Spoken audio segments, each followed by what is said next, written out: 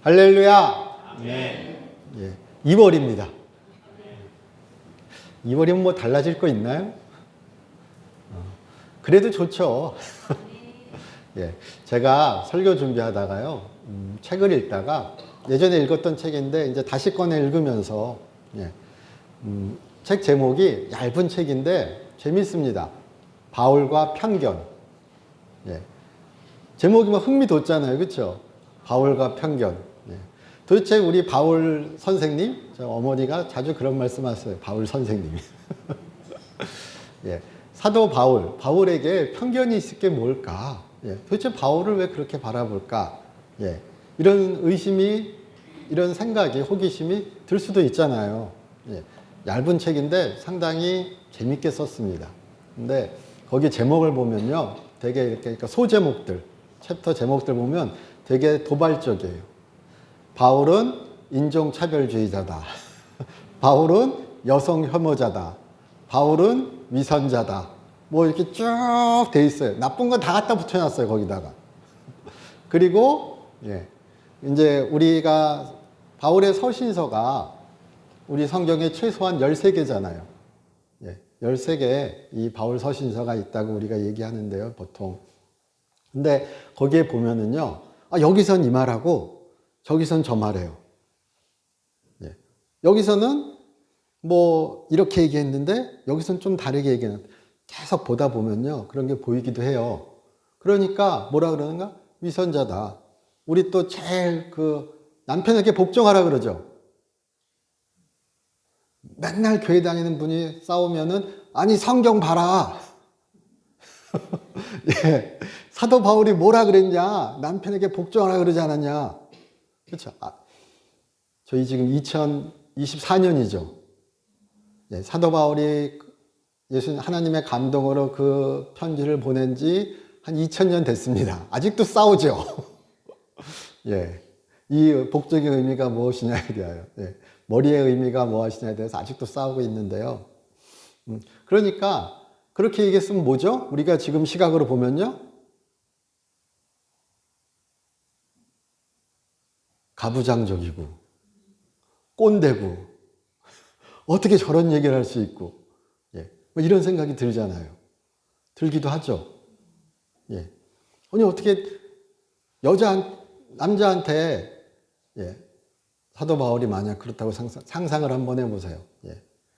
여성은 옳으니 여성의 말을 들어라, 막 이렇게 얘기했으면요, 여자에게, 아내에게 복종하라, 아내에게 순종하라, 이렇게 했으면 얼마나 사도 바울은 시대를 벗어난 사람이야. 야, 이런 진리가 여기에 있을까? 아마 엄청 칭찬받았을걸요? 그런데, 아내는 남편에게 복종하라.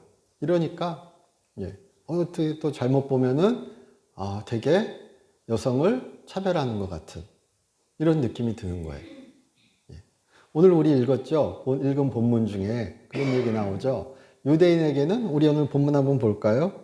20절입니다. 유대인들에게 내가 유대인과 같이 된 것은 유대인들을 얻고자 하며, 이런 표현이 나오죠. 그러면서 우리 23절 마지막이죠. 내가 복음을 위하여 모든 것을 행함은 복음에 참여하고자 함이라. 유대인에게는 유대인과 같이. 우리 보통 그렇게 얘기하잖아요. 그리고 율법 없는 자에게는 율법 없는 자와 같이. 우리 성경의 표현대로 하면요. 유대인에게는 유대인처럼 다가갔고, 그럼 이방인에게는 율법 없는 자를 우리 곧잘 이방인이라 그러니까요. 그럼 이방인처럼 다가갔다. 이렇게 그냥 문자적으로 이해하기도 하죠. 그래서 우리 어떻게 하죠? 전도하실 때, 교회에서 딱 성경 읽으실 때 이 말씀 듣고, 보고, 그래, 맞아. 내가 안 믿는 자에게는 안 믿는 자의 모습처럼 다가가야지. 이렇게 생각하세요? 제가 벌써 함정이 느껴지죠? 안 믿는 자에게는 안 믿는 자의 모습으로, 그렇게 다가가는 것일까? 상황에 따라서 막 우리의 모습을 바꾸는 것이 정답일까? 여기에 정답은 없어요. 그런데 최소한 사도 바울은 위선자는 아니에요. 그렇죠? 그건 확실하죠. 사도 바울의 일생은 복음을 위하여 달려간 사람이에요. 그건 확실하죠. 그러면은요, 우리가 성경 구절을 읽으실 때도 그 사도 바울의 일생을, 예수님을 사랑하고 그 예수님을 만나고 예수님을 만나서 그는 모든 것을 바꿨어요. 모든 것을 다르게 해석하였어요. 내가 예수를 만나니, 내가 예수님을 만나니, 아, 그 예수님의 죽으심과 부활이 어떤 의미인가? 그리고 그의 모든 세상이 변화된 거잖아요. 그리고 그거를 붙잡고 그 구원의 복음을 붙잡고 구원하는 복음을 붙잡고 그는 평생을 달려갔잖아요. 예. 그는 상황 따라 왔다 갔다 한 게 아니라 그 복음을 상황 따라 전한 거죠. 이거 다르잖아요. 상황 따라 심정이 흔들려서 이리 갔다 저리 갔다 한 사람은 위선자죠. 어떻게 말하면요. 근데 그것이 아니라 그는 복음의 구원의 능력인 복음을 붙잡고 계속 갔어요. 그리고 그 가운데 그것을 설명하고 그것을 나타내기 위하여 여러 방편을 사용하였죠. 아레오바고 언덕, 우리 사도행전에서 보시면요. 그리스 도시에 이렇게 갔을 때, 거기는 막 그리스 철학이 엄청 유명했잖아요. 그리고 그런 철학자들, 그런 관심 있는 사람들에게 봐라, 여기 이름 없는 신에서 이렇게 얘기한 것이 하나님에 대해 이야기한 것이다. 그러면서 예수를 전했죠. 반응은 별로 안 좋았지만요. 유대인에게 내가 유대인의 모습으로 다. 자, 이것도요, 잘 생각해 보셔야 되는 게 사도 바울은 유대인이에요. 유대인처럼 할 필요 없어요. 사도 바울은 유대인이에요. 유대인으로 태어났고, 유대인으로 교육받았고, 유대인으로 살았고, 그가 계속 살면서도 유대인이에요. 유대인인 체 할 필요 없어요. 뒤에 율법 없는 자 앞에서는 내가 율법 없는 자처럼 이렇게 말하죠. 자, 그러면요. 그가 이방인처럼 살았어요? 기독교인처럼 살았어요. 크리스찬처럼 살았어요. 그쵸? 그는 유대인이며 크리스찬이에요. 이렇게 얘기하면요. 율법 없는 자의 모습으로 다갔다 그럴 때 정체성이 바뀌었다, 아니면 뭐 이런 거 자신을 막 속였다, 이렇게 이해하시면 곤란해지는 거잖아요. 그리고 그는 이방인이 될 수가 없어요. 왜요? 유대인이니까요. 그렇죠. 제가 그런 글을 봤습니다. 제가 한국인이에요. 만일은 아니죠. 제가 한국인입니다. 근데 제가 어디 다른 나라 가서 거기서 몇 년을 살았어요. 예. 그래서 제가 이제는 저는 여전히 한국인이잖아요. 거기 가서도 이민 가지 않는 한. 근데 제가 여기서 만약 미국이라고 쳐요. 예. 그럼 제가 미국인이다 그러면 누가 믿어요? 영어를 막 하고 뭐 온갖 뭐 막 이렇게 해도 저는 여전히 한국인이에요. 그렇죠. 예. 그러니까 이것은 정체성의 이야기도 그리고 어떤 속이는 이야기도 아닌 거예요. 소통의 이야기고, 그리고 이해의 이야기고, 존중의 이야기고, 그리고 희생의 이야기예요. 그리고 자신의 복음, 내가 예수님으로부터 받아 전하는 그 복음에 대한 이야기인 거예요. 유대인에게, 그는 그럼 그런 오해를 받았을 수도 있잖아요.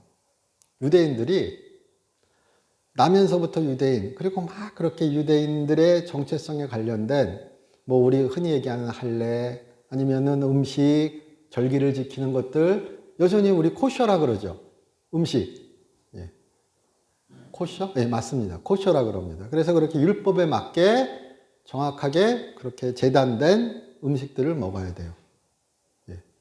불결한 음식 먹으면 안 돼요. 이런 것들 막 있습니다. 절기도 그렇고요. 그리고 하나님의 백성으로서 그렇게 지켜야 될 그럴 절차들이, 율법들이 아주 유대인을 나타내는 지표들이 있죠. 또 다른 것들 당연히 있고요. 율법에 대한 이야기들이요. 사도 바울은 사도행전 보시면요. 새로운 도시에 가면 어디 가요? 회당 가요. 회당 가서 먼저 복음을 전해요. 왜냐고요? 유대인이니까요.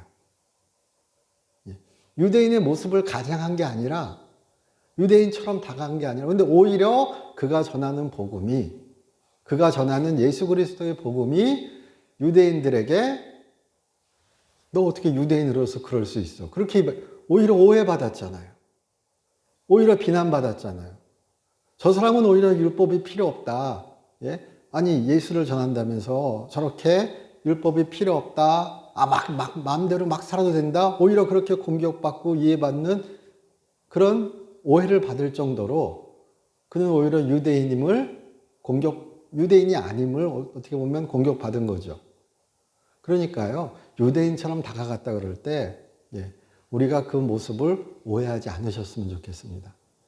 철저한 중심이 서 있고, 철저히 균형 잡힌 어떤 그런 사상 체계 안에서, 신앙 체계 안에서 그는 유대인에게는 유대인의 모습으로, 율법이 없는 자에게는 율법 없는 자의 모습. 그런데 거기서 또 그렇게 얘기해요. 나는 그리스도의 율법 안에 있다고. 그렇죠? 여기서도 우리 그렇게 읽으셨잖아요. 예. 그러니까 여러 모습으로 다가가야 되겠다. 이 현상에 붙잡히시는 것이 아니라 우리가 든든히 서 있어야 그리고 그와 소통하기 위하여 그에게 구원의 복음을 전하기 위하여 우리가 모습을 또는 이야기를 행동을 취할 수 있죠. 예, 그렇죠. 근데 그것이 복음을 양보하거나 복음을 떨어뜨리거나 복음을 변질시키면 안 됩니다. 복음을 위하여 내가 모든 것을 내려놓을 수 있다. 바울은 이렇게 얘기하는 거예요. 예. 내가 여러 모습으로 변하여 복음을 변해서 내가 자랑스럽다 이렇게 얘기하는 것이 아닙니다. 복음을 위하여 내가 나를 내려놓을 수 있다 이렇게 얘기하는 것으로 저는 보셨으면 좋겠습니다. 예. 내가 또 앞에 우리 이렇게 잠깐 읽은 부분에는 그런 부분이 있습니다. 16절인가요? 한번 이렇게 보시면요. 19절입니다. 내가 모든 사람에게 자유로우나 스스로 모든 사람에게 종이 된 것은 더 많은 사람을 얻고자 함이라. 유대인들에게 제가 20절부터 했었죠. 앞절 이렇게 16절부터 읽으면서 내가 모든 사람에게 자유로우나 스스로 모든 사람에게 종이 된 것은 더 많은 사람을 얻고자 함이라. 자유롭다는 것은 우리가 이렇게 보시면 또 교회에서 교육 잘 받으셔가지고요. 성경 많이 읽으셔가지고 이렇게 자유 그러면 율법으로부터의 자유, 죄로부터의 자유 이렇게 얘기하세요. 지금 한번 본문 보시면요. 그런 생각 드세요 혹시? 아니세요? 그럼 성경 잘 읽으시는 거예요. 뭐 때문에 뭐로부터 자유로우나 그렇게 얘기한 거일까요? 우리 앞에서 사도 바울이 나에게 사도로서 권리가 있다.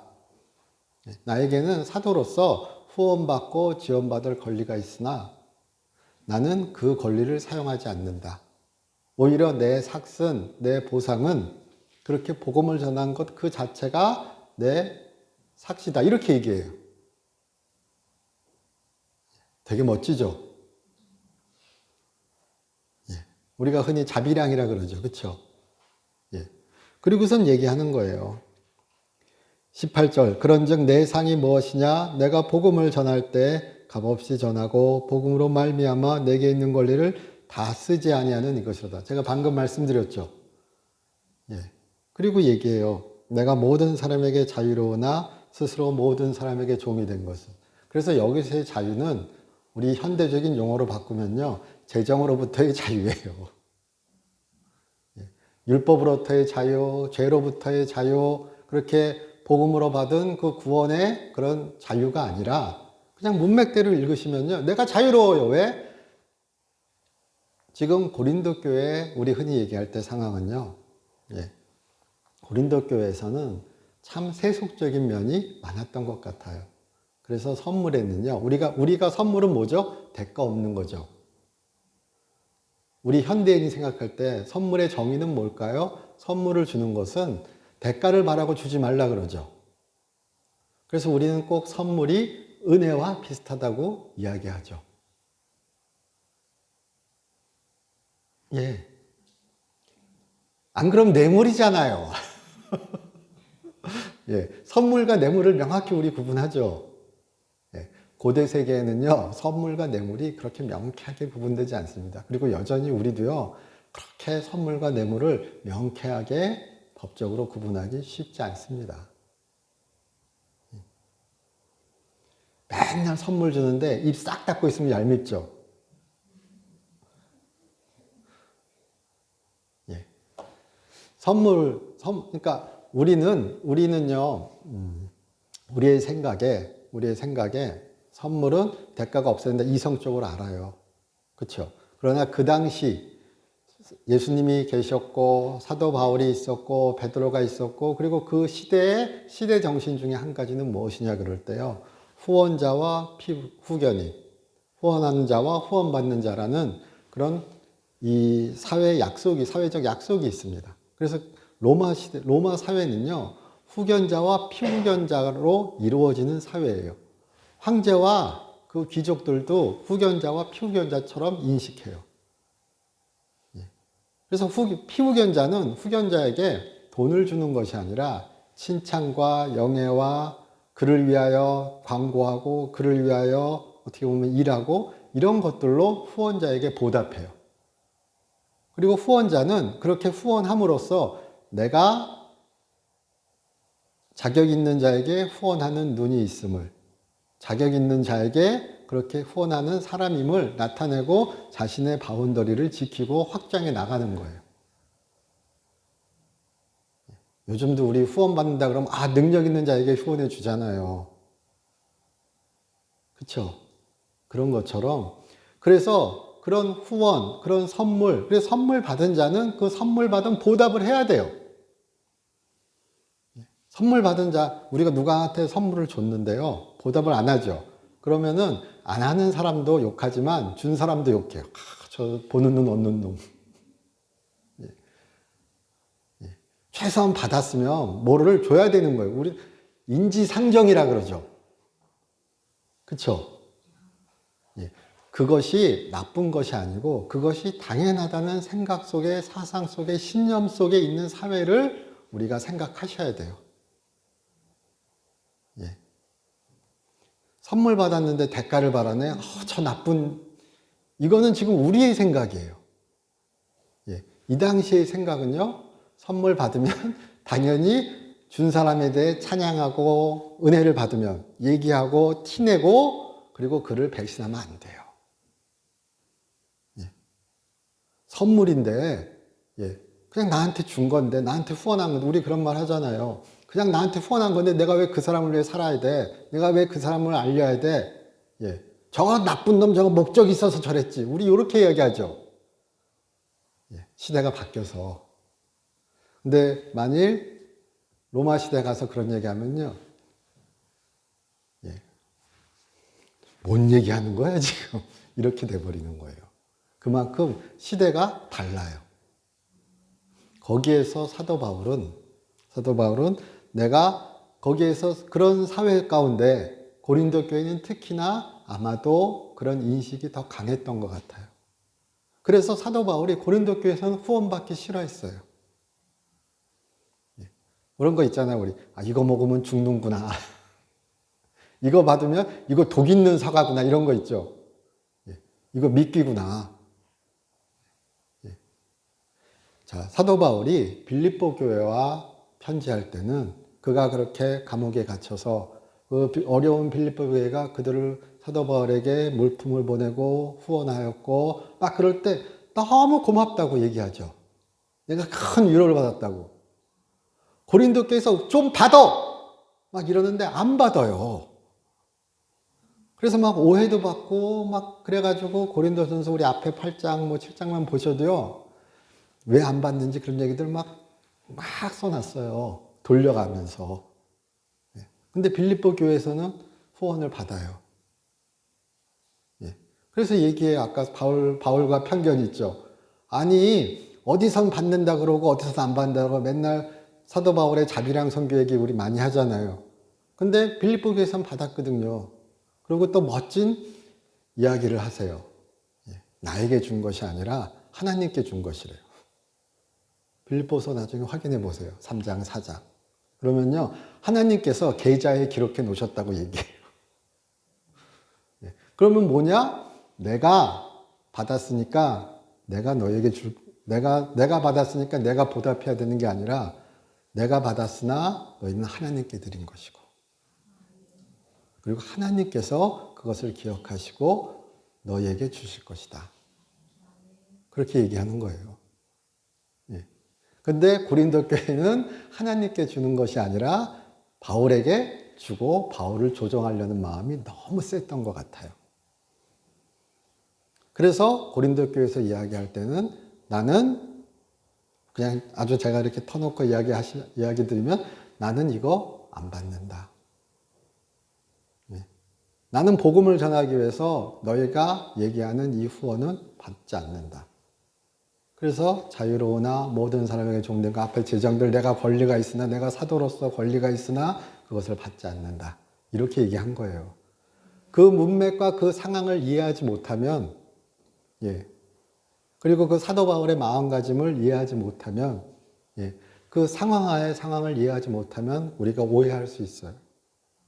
예. 여기서 다르고 여기서 다르고 막 그것이 아니라 그는 변하지 않아요. 그러나 여기서는 이렇게 하면 안 되고 저기선 저렇게 하면 안 되고 그래서 빌립보 교회도 그렇게 이야기한 것이에요. 하나님께서 기쁘게 받으시고 하나님께서 기억하시고 하나님께서 상계하실 것이다. 우리 교회에서 자연스럽게 들으시잖아요. 예, 제가 목사죠. 그럼 그런 말씀 드릴까요? 예.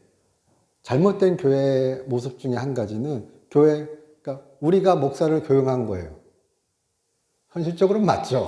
그렇게 얘기하는 교회가 있어요. 근데 바른 신학적 표현은 그것이 아니죠, 분명히요. 우리가 고용했으니까 우리가 월급 주고 우리가 쫓아낼 수 있다. 그렇죠? 얼마나 현실적이에요. 근데 사도 바울에게는 그 얘기는 그게 바로 고린도 교회 같은 거예요. 그러면요. 예. 말씀드리자면요. 예. 그러니까 유대에게는 유대인의 모습, 내가 모든 모습 막 이런 거 생각하실 때 그냥 우리가 막 상황 따라 막 변하면 되겠구나. 이거 아니라고요. 제가 왜 내가 복음을 위하여. 근데 복음을 위하는데 그것은 바른 신앙 안에 그리고 그렇게 모든 것을 복음을 위하여 희생할 수 있는 그런 믿음 안에 그러면서 또한 그렇게 하나님의 지혜가 성령의 지혜가 예수 그리스도의 마음이 강하게 있어서 그리하여서 흔들리지 않고 자신을 속이지 않고 그렇게 전하고 증거하고 나타낼 수 있었다. 이렇게 보시기를 소원합니다. 유명한 말이 있습니다. 괴로워하는 자에게 복음은 위로가 된대요. 아멘이죠? 평안한 자에게 복음은 괴로움을 선사한대요. 맞아요. 사도 바울은 많은 사람을 불편하게 해요. 많은 사람을 불편하게. 유대인이 그렇게 붙잡고자 하는 율법에 대해서 율법은 구원에 그런 이르는 길이 아니다. 그렇죠? 유대인의 정체성인 할례 뭐 이런 것들 막 얘기할 때 맹렬하게 비난하잖아요. 어떤 면에서는요. 그러면서 또 디모데는 또 할례를 지켜요.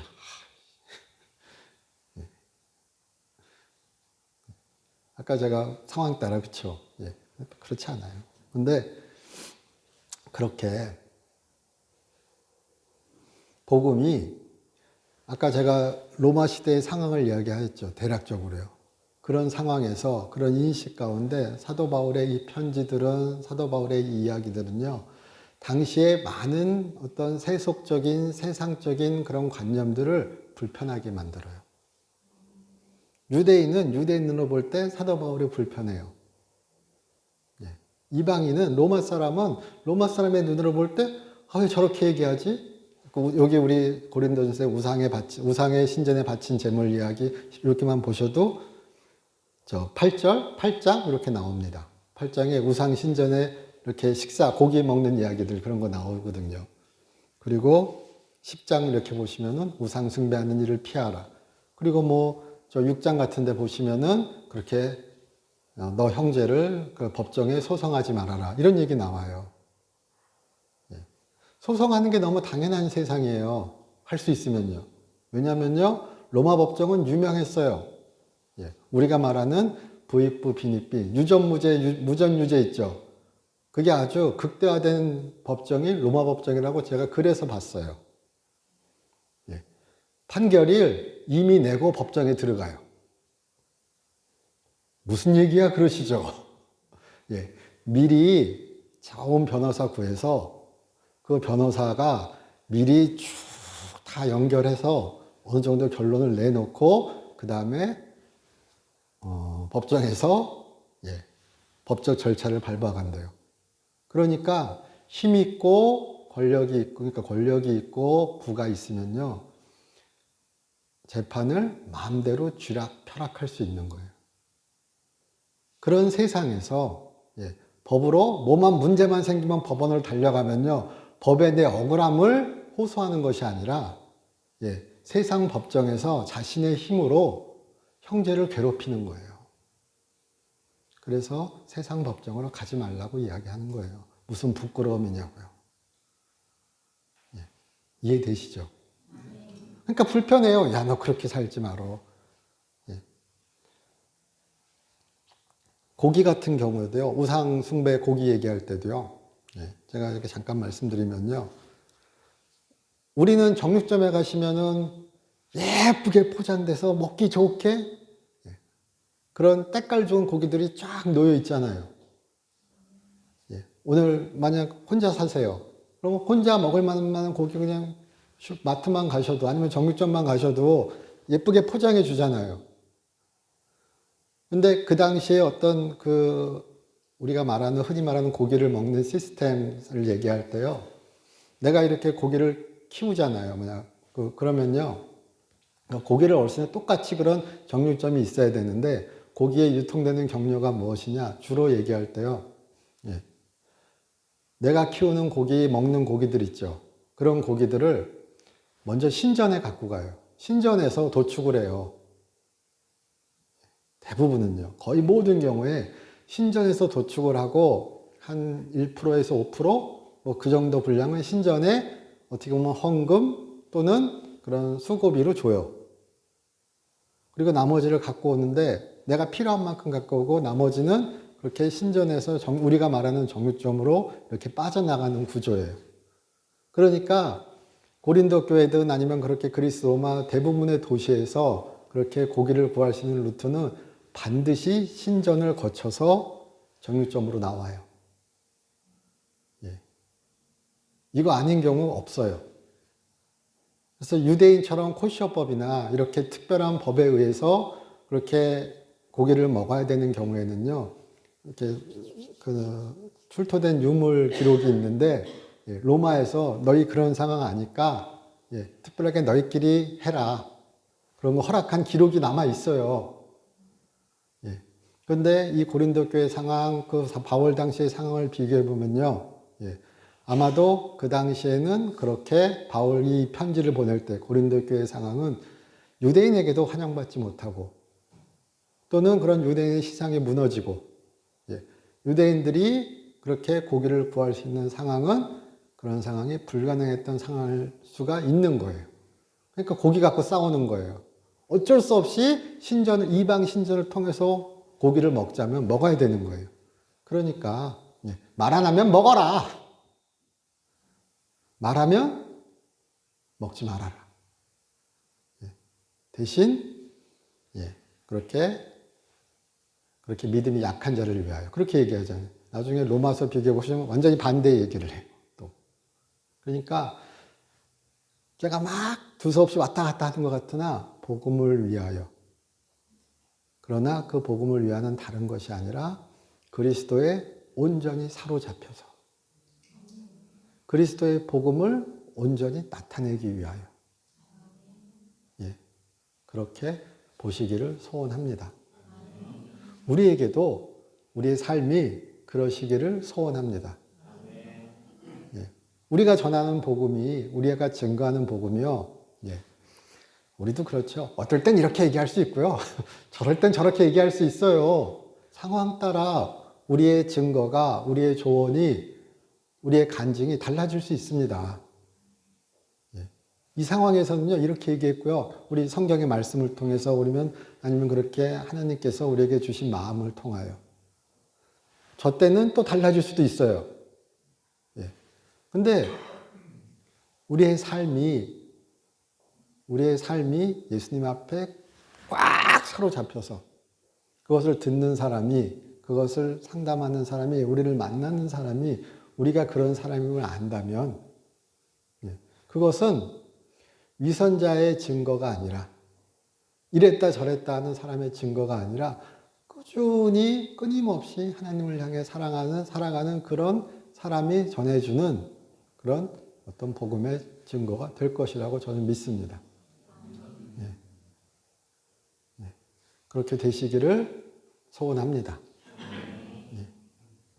사도 바울 그렇게 환영받지 못했다니까요. 예. 되게 인기 있을 것 같은, 우리가 지금 좋아하죠. 예. 제가 자주 말씀드리지만요, 사도 바울이 만일 지금 우리 교회에 와서 있다면 우리 괴로우실 거예요.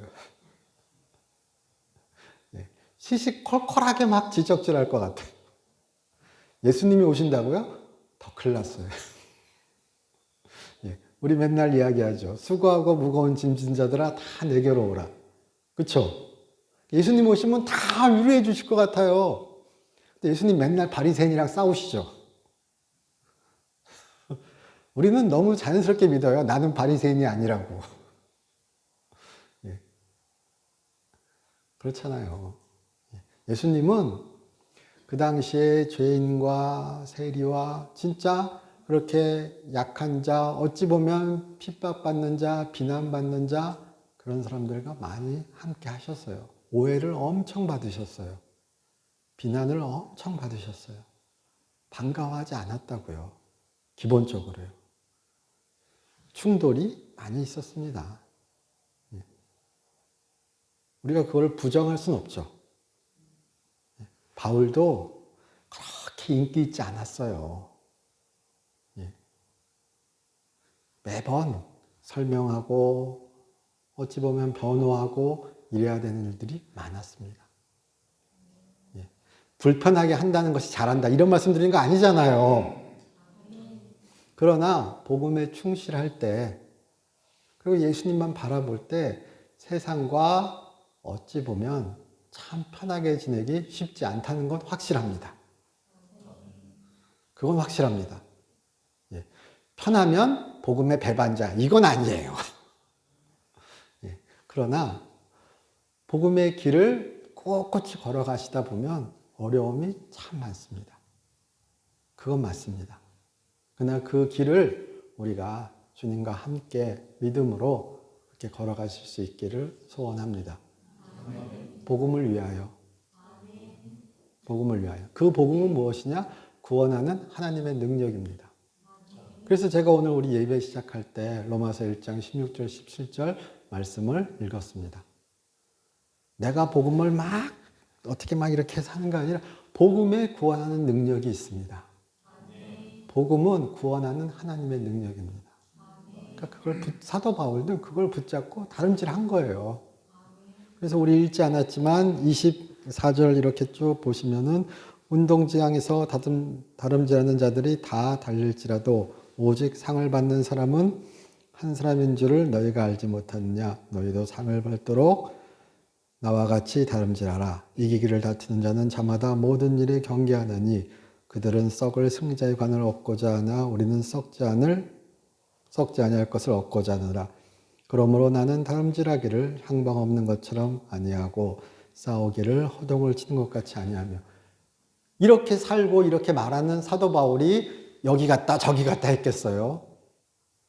나는 방향을 딱 정했고 나는 허공을 치는 것이 아니라 나는 예수님을 향해 달려간다. 그거잖아요. 푯대를 향해 달려가는 거예요. 우리에게도 그런 삶이 충만하시기를 주님의 이름으로 축원합니다. 예. 조금 다른 얘기가 될 수도 있으나요? 제가 이 얘기 한번 해드리고 싶습니다. 나라 요네코라는 일본 분이 계시답니다. 예, 나라 요네코. 고등학교 때 어머니가 돌아가셨대요. 예. 근데 그 어머니와 이렇게 되게 친밀하고 큰 인생의 어떤 삶의 의지가 됐었나 봐요. 근데 이 요네코란 분이 그렇게 어머니가 돌아가신 다음에 예, 삶에 큰 시험이 든 거죠. 자신의 삶에 대하여. 예, 그래서 어느 날 예, 달려오는 기차에 몸을 던진 거예요. 그래서 살아났는데 양 다리가 잘리고 왼 팔도 잘리고 오른손 손가락 3개만 남았대요.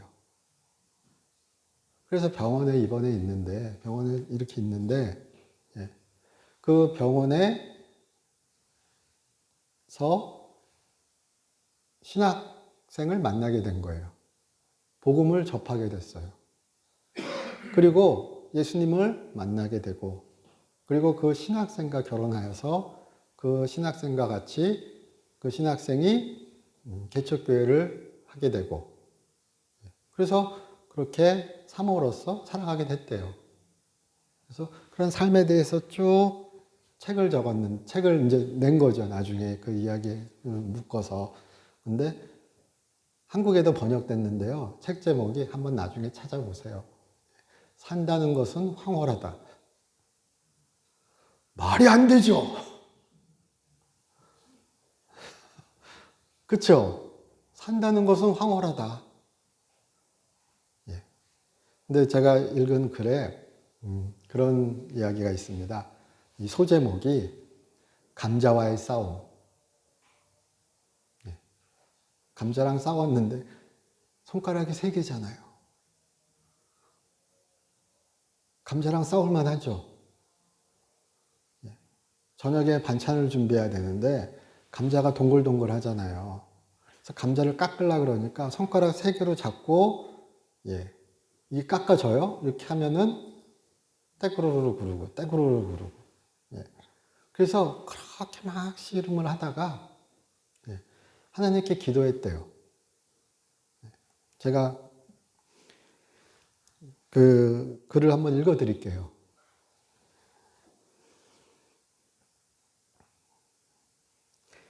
이 감자를 깎는 방법을 가르쳐 주십시오 하고 기도를 했습니다. 아버지여, 당신은 나 같은 인생도 당신의 자녀로 삼아 주셨습니다. 당신은 나 같은 것을 결혼까지 할 수 있도록 도와주셨습니다. 나의 가정은 당신께서 선물로 주신 가정입니다. 이제 나의 남편은 얼마 있지도 아니하면 식사하러 돌아올 것입니다. 사랑하는 내 아이들도 허기가 져서 내가 만든 저녁을 먹기 위해 기다리고 있습니다.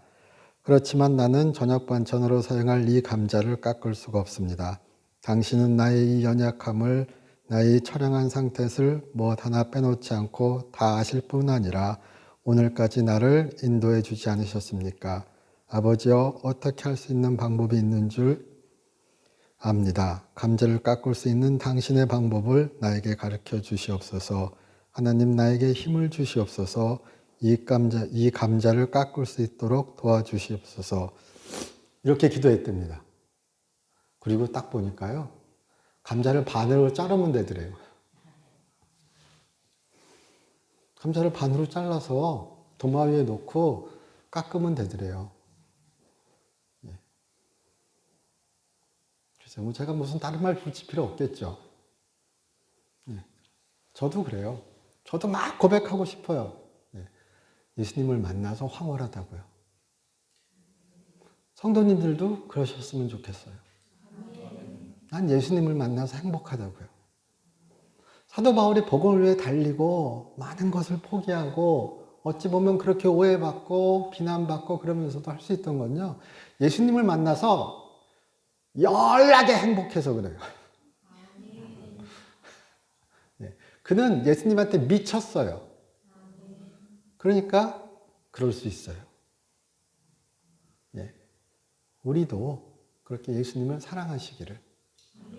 예수님의 사랑이 나를 그렇게 충만하게 하기를 주님의 이름으로 소원합니다. 예. 그래서 제가 막 부러워서 미칠 것 같은 모습을 저에게 보여주세요. 예. 제가 성도님을 위하여 눈물로 기도하겠습니다. 이런 거 말고 예. 어쩜 그렇게 주님은 집사님을, 권사님을 사랑하시죠? 아, 이런 거요. 그쵸? 예. 제가, 예. 아, 왜? 제가 너무 소년 같은 말씀을 드려요? 아니라니까요. 예. 저희 기도드리겠습니다. 하나님, 저희 사랑하여 주심을 감사드립니다. 우리가 주님의 복음을 위하여 우리 삶을 걸어가게 하여 주시옵소서. 주님을 바라보며 주님과 함께하는 우리 삶 되게 하여 주시옵소서. 주 예수 그리스도의 이름으로 기도드립니다.